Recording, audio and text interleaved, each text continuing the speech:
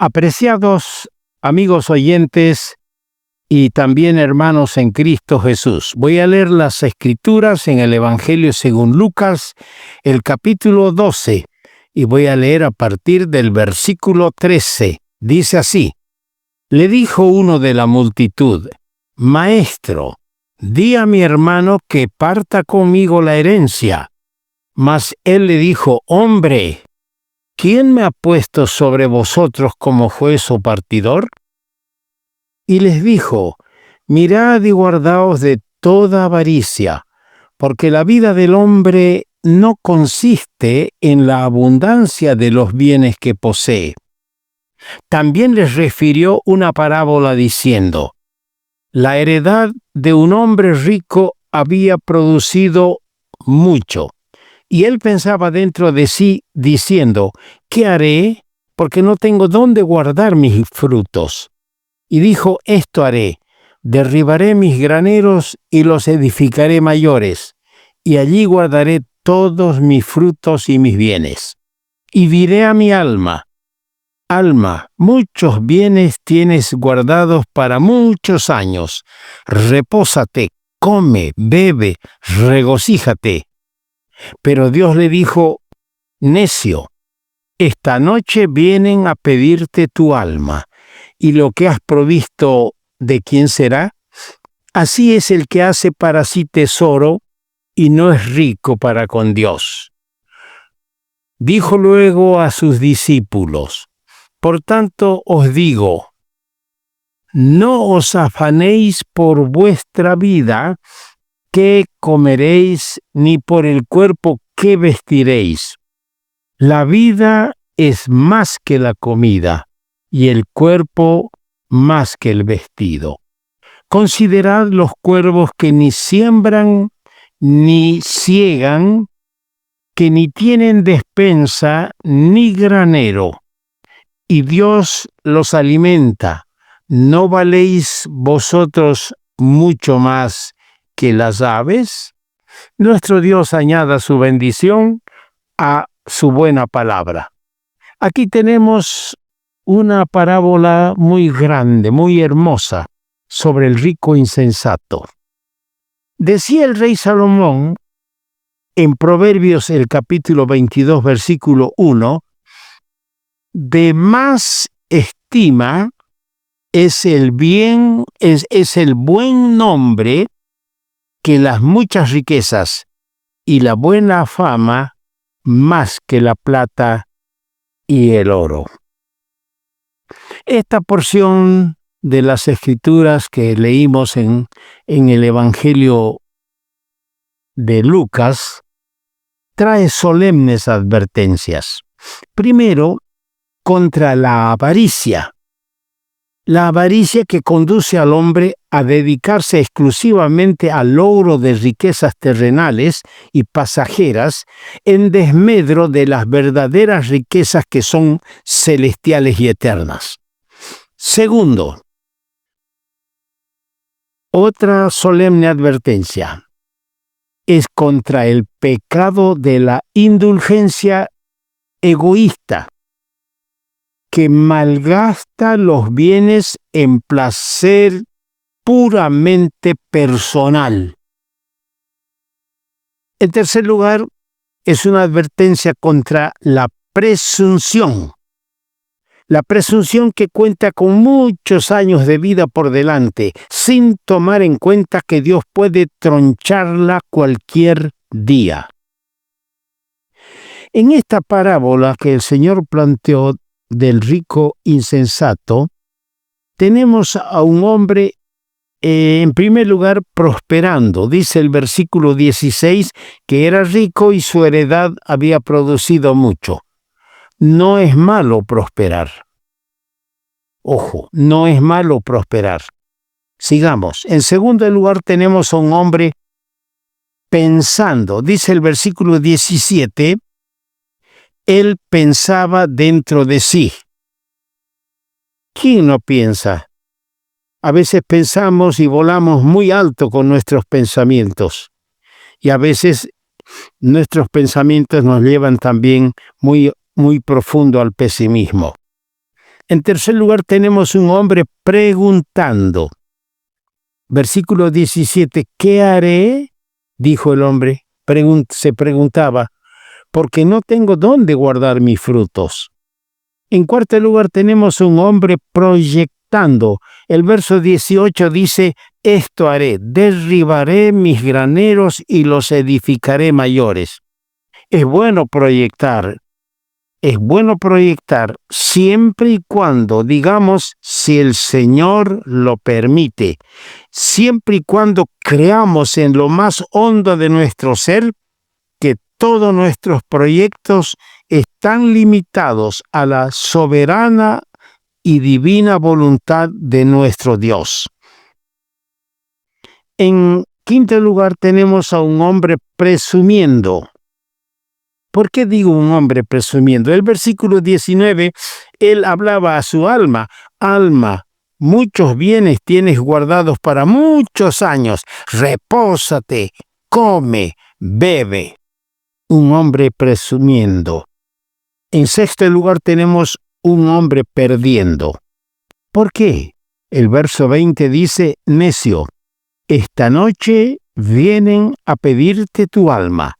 ¿Y lo que has provisto, de quién será? Y en séptimo lugar, tenemos el mensaje de la parábola. ¿Cuál es el mensaje de la parábola que el Señor planteó? Versículo 21. Así es como este necio, como este rico, así es el que hace para sí tesoro y no es rico para con Dios. Ahora veamos la escena donde el Señor planteó esta parábola. En primer lugar, tenemos una interrupción irreverente. El Señor se hallaba con sus discípulos rodeado de mucha gente, según el versículo 1, mientras dirigía la palabra a sus discípulos y a sus amigos, según el verso 1 y el verso 4, hablándoles del cuidado y amparo de Dios. Un hombre de la multitud que estaba escuchando le interrumpió para rogarle que arreglara un pleito pendiente entre él y su hermano. Era evidente que aquel hombre tenía más interés en los bienes materiales que en las verdades espirituales de que hablara el Señor aquel momento. Por este motivo el Señor se dirigió a él y a las gentes allí reunidas con una seria advertencia contra la avaricia que tanto perjuicio hace a la vida espiritual del hombre, llámese cristiano o llámese incrédulo, según el versículo 15. Y luego respondió su advertencia con una parábola ilustrativa, tocante al hombre cuyas tierras habían rendido productos en abundancia, como hemos leído. Para conseguir tan óptimos resultados, aquel hombre había sido inteligente e industrioso, pero al parecer no había reconocido que Dios había dado el crecimiento y por lo tanto no le dio las gracias a Dios por su bondad. Esta autosuficiencia e ingratitud son pecados muy comunes en aquellos tiempos y más aún en nuestros días. Ahora nos referimos al hombre pensando dentro de sí, como se lee en el versículo 17, dice, y pensaba dentro de sí. Pero lastimosamente también, Dios no estaba en sus pensamientos. Todo lo que hallamos en los versículos 17 hasta el 19 es lo que él pensaba. El hombre rico pensaba dentro de sí. Pero el versículo 20 revela que Dios sabía todo lo que estaba pensando y tenía Dios otros pensamientos para con él. Le dijo en efecto, como se lee en Isaías 55:8, tus pensamientos no son mis pensamientos. O como dice el Salmo 10, versículo 4, el malo por la altivez de su rostro no busca a Dios. No hay Dios en ninguno de sus pensamientos.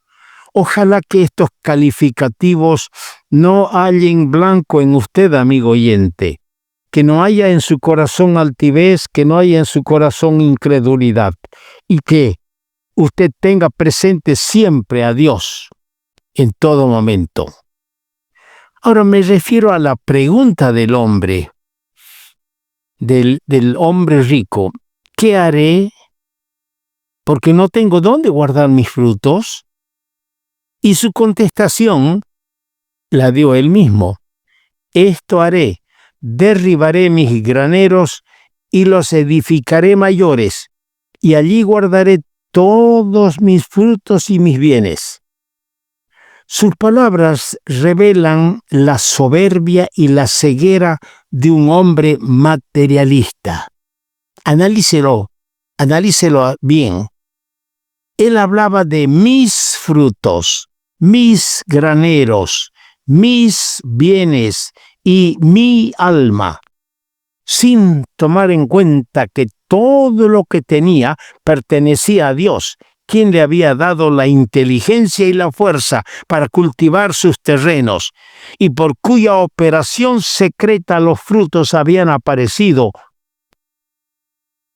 Cuán semejante era el lenguaje de este hombre al del rebelde Israel, al pueblo de Israel, como leemos en Oseas, el profeta Oseas capítulo 2, versículo 5, donde Israel decía o hablaba de mi pan, mi agua, mi lana y mi lino, mi aceite y mi bebida. ¿Y cuál es la respuesta de Dios en el versículo 8 de este mismo capítulo 2 de Oseas?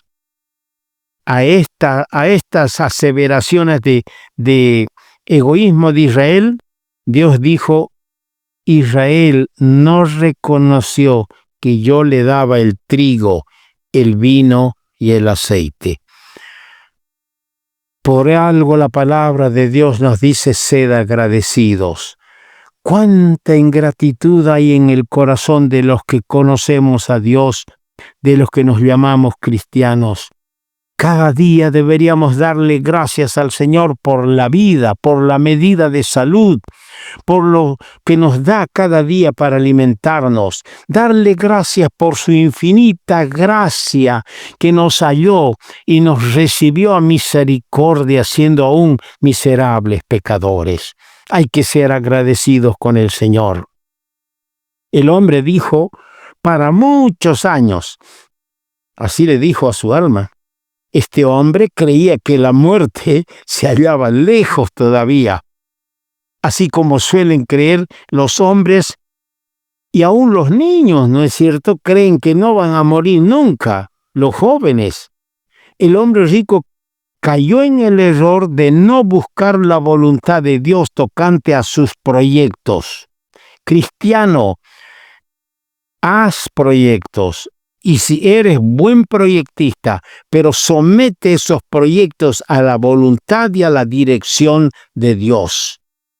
Y nosotros debemos tomar a pecho lo que dice la palabra de Dios en Proverbios capítulo 27. A ver, Proverbios 27:1. No te jactes del día de mañana, porque no sabes qué dará de sí el día de mañana.